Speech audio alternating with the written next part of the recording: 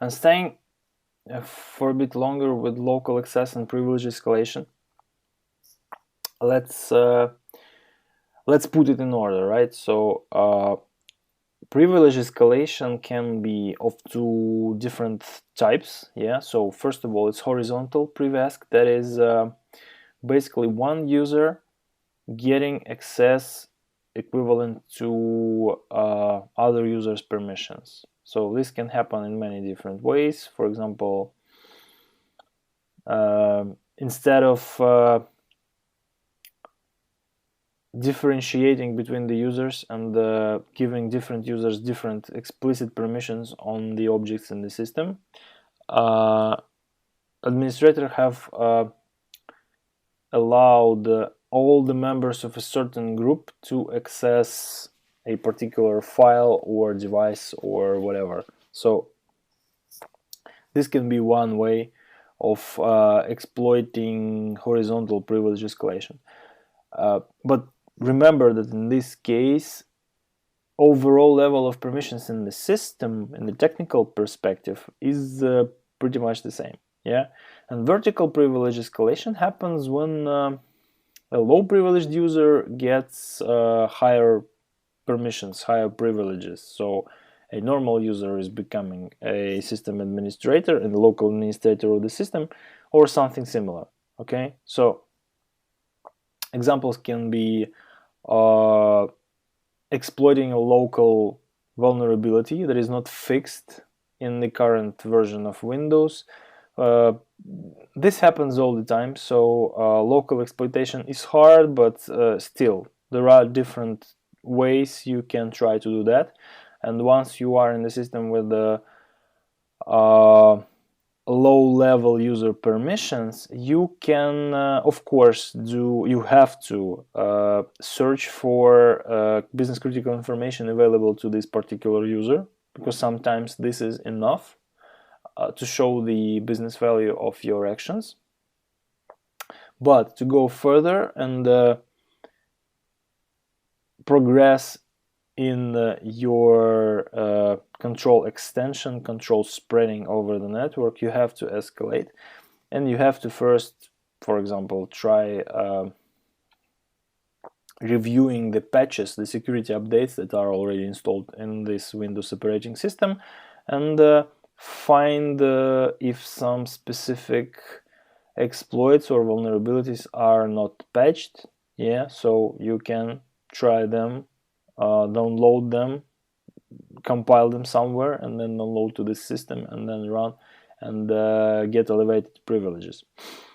Some other ways, purely operational security related, to escalate the privileges are, for example, finding some files that have left from the unattended installation process. So there is this specific procedure that is strongly automated. Yeah, so when a system administrator wants to install a lot of instances of an operating system, this happens a lot in the cloud environments or in large enterprises where there are a lot of users and I don't know, a bunch of new hardware comes in, and you have to initialize all that, install the normal business toolkit used in the company, right?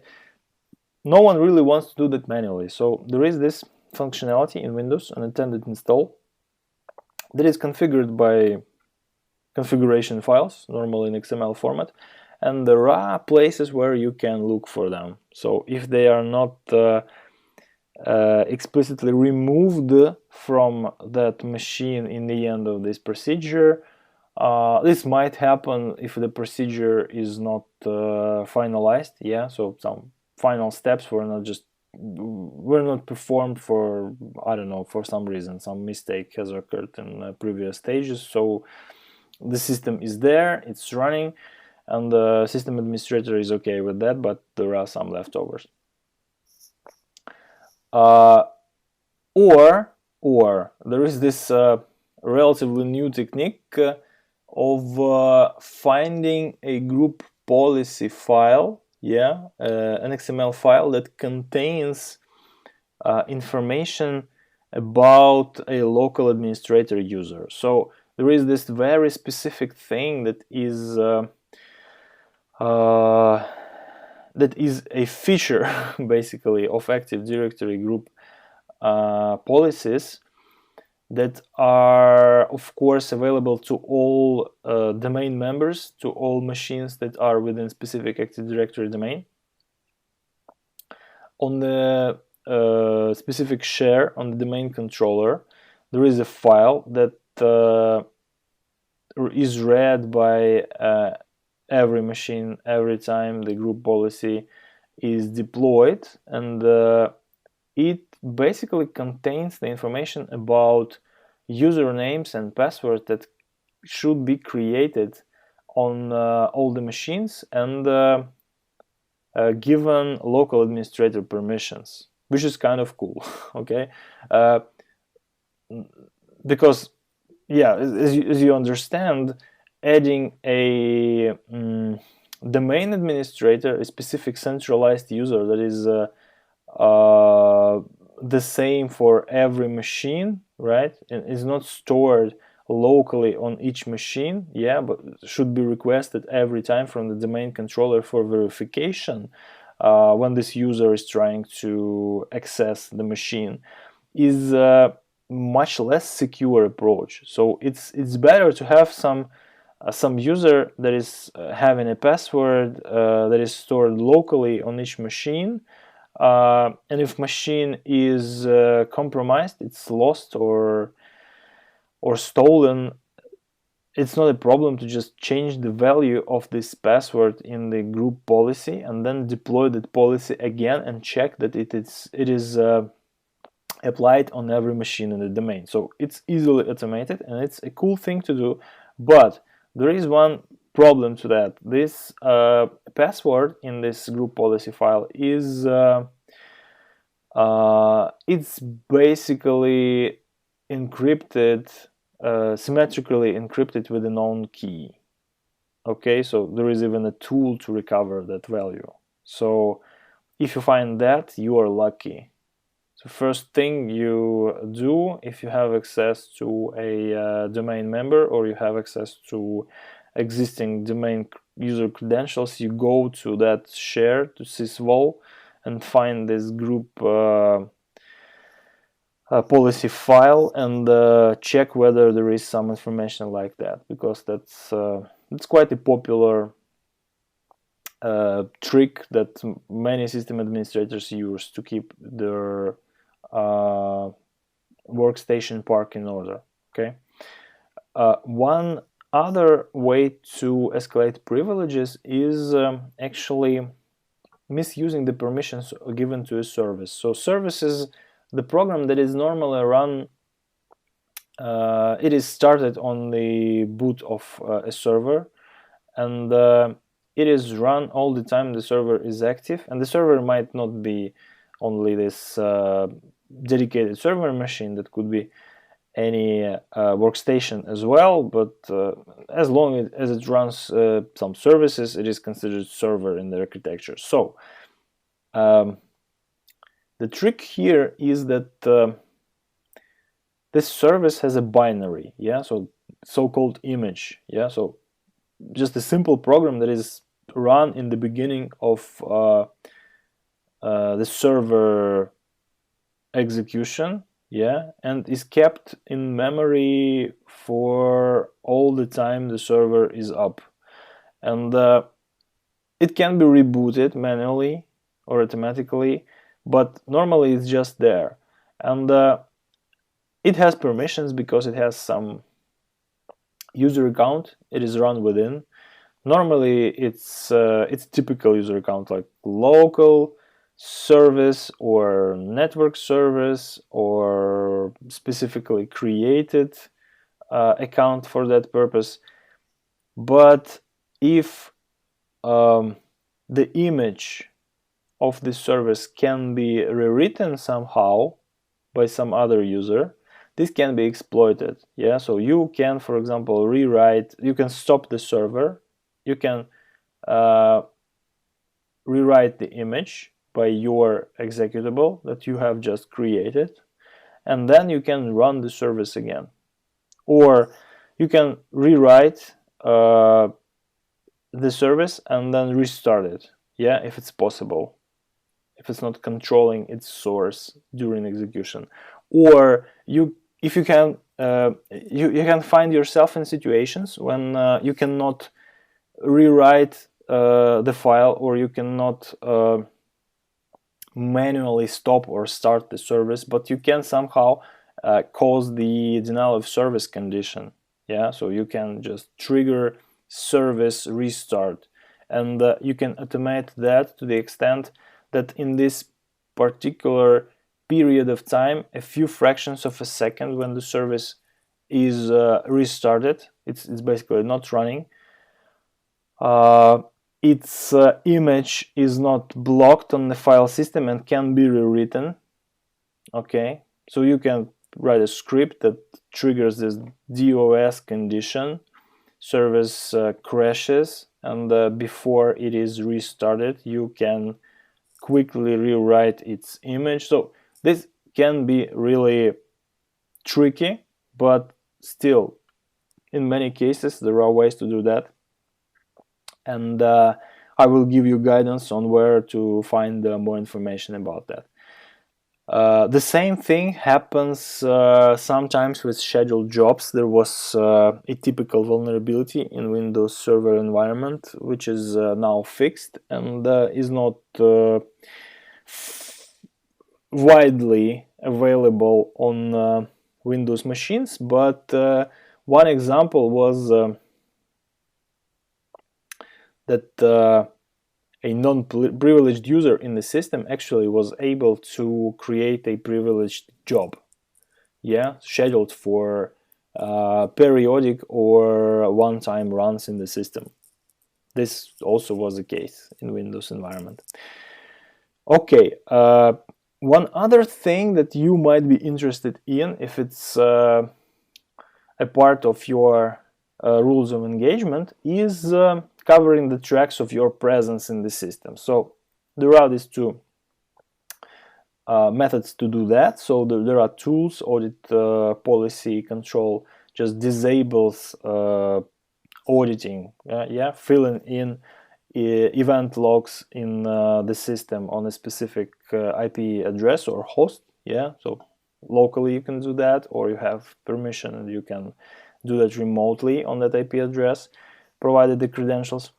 And there is a EL save utility that in this case does not save anything. It just clears a specific category of events in the event log on the specific machine. Okay, this is quite nasty. Yeah, so normally whiteheads do not do that, because we have engagement letters. We have nothing to fear, but sometimes it's just the part of rules of engagement, just to make the job more realistic and fully imitate the actions of potential perpetrators. So as to post-exploitation and lateral movement within the systems under Windows, of course, as I mentioned, there is a large collection, large variety of post-exploitation modules in Metasploit. They are available from Meterpreter. So once you can run Meterpreter on the system, you can use almost all of them, depending on the architecture you are in. There are also public exploits for that. So there is a whole local exploitation category on the ExploitDB website, which is also, as well as Metasploit, is now hosted by Rapid7. And there are different Windows command line tools that may help you work with services, with scheduled jobs, and collect information about the environment you have found yourself in, right? Of course, that is Windows Management Instrumental Command Line, I guess. Yeah, so WMIC stands for that. So this is like the older way to control Windows remotely and locally from the command line. Now it's largely replaced by PowerShell cmdlets. And there is this sc command that stands for service control, I guess. So sc will show you the list of services, their status. You can restart services from there. You can create your new services and so on. So pretty much the same thing that net service does, but more easily and more nicely, I guess. Net, of course, is one of the oldest command line tools in Windows. Net view shows you different information about the local machine and remote machines as well. Net use lets you connect and use file shares. Net session lists you the information of logged in users, current sessions, the parameters, and so on. And net service, of course, operates it controls the services in the system. PowerShell, yeah, it demands a separate book, I guess, or a separate course. Of course, you have to go figure out what it is if you don't have an impression about that yet. It will strike you, yeah, how many very useful things you can do with PowerShell on Windows. For system administrators, it's a must to master this tool. For penetration testers as well, since it's widely available, it can and should be used by the attackers too. Final considerations about local access. There is this this principle, I would say, yeah. So it stayed true, yeah, it stayed correct for many years, so we can say that that's like a principle in offensive security discipline. Once you have access physically, you can escalate to any logical level of access. Okay, so once you can get a hold of a system physically, you can get to it and spend some time around it. That basically can guarantee you circumventing any security controls, any logical security controls in the system. So one of the examples of that is this tool, Conboot. It's a commercially available tool. It started as a free project, but now it costs some money. It's totally affordable, and I suggest that you have it in your toolkit. What it does, it just gives you a media to boot from. So it's basically just a boot partition. You can put it on a flash drive or rip it on a CD. Yeah, so you can choose the media you like, or you can just use an ISO to boot your virtual machine from it. And the nice name for that, the nice purpose for that tool is password recovery. But basically what it does, it allows you to boot from this media on the machine that you don't normally have access to, and then on Windows, for example, pressing Shift for a few times, just have a console window, yeah, of the system, of the local system.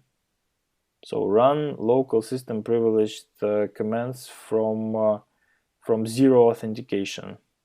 So that's quite nasty, yeah. So this is the tool that I have used, for example, in this instance when I have access to hypervisor, but had to proceed further and compromise the domain controller that was running on it. So I just inserted this ISO, virtually inserted this ISO into this domain controller virtual machine, rebooted that, and got VNC console to it, and pressed Shift for a couple of times, and then by this net utility, yeah, I have created a new user for myself, put it into local administrator group, rebooted the machine once again, and then just connected via RDP and proceeded from that. So having local access, local